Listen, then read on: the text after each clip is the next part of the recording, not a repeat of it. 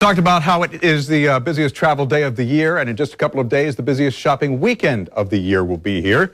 If you're planning to head out, be like a Boy Scout. Be prepared. The National Retail Federation says some 140 million people will shop this weekend starting tomorrow.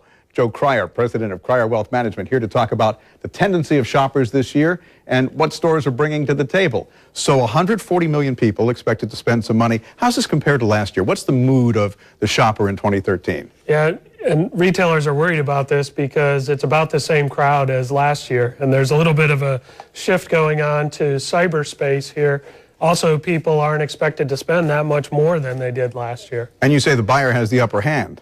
I think they do. You know, retailers know that people are still stinging a little bit from what's happened over the last few years with the economy, and they want to move products, so they're going to induce people to get out there, and we'll see how successful they are. Let's talk about the spending factors. Consumer confidence is number one. Yeah, that's a big deal. I mean, they've had a rough year this year, and it's been up and down with all the politics that's gone on.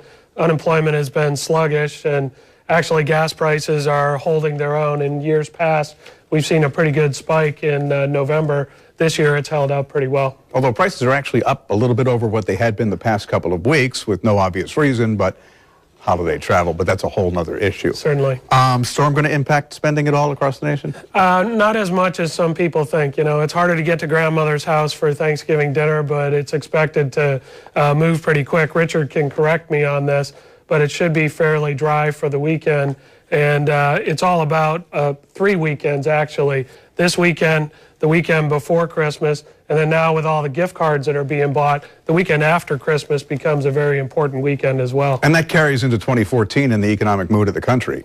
Yeah, it really does. I mean, with retailers getting 40% of their annual sales in about a month's compressed time, it's important for those dollars to flow through the system, because it's not just about you or I buying a gift for somebody. It's about that retailer taking that money and turning around and spending it themselves and having that money get spent a few times into the new year. And we want to see some momentum going into 2014. Let's go back to the issue of the buyer having the upper hand here. Some retail self-defense. I guess plan ahead is probably the best advice you can offer. Yeah, for sure. And I mean, Erica mentioned shopping online to see what's out there.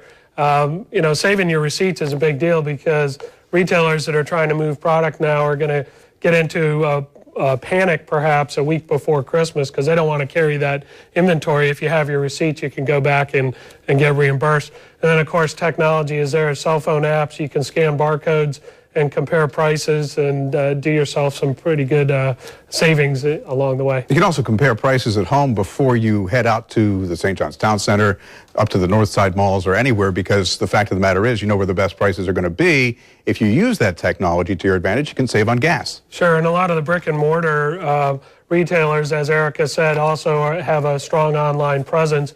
And most of the time, if you find something in one spot, you can find it somewhere else, say with free shipping or some other inducement, or maybe an add-on gift that comes along with it.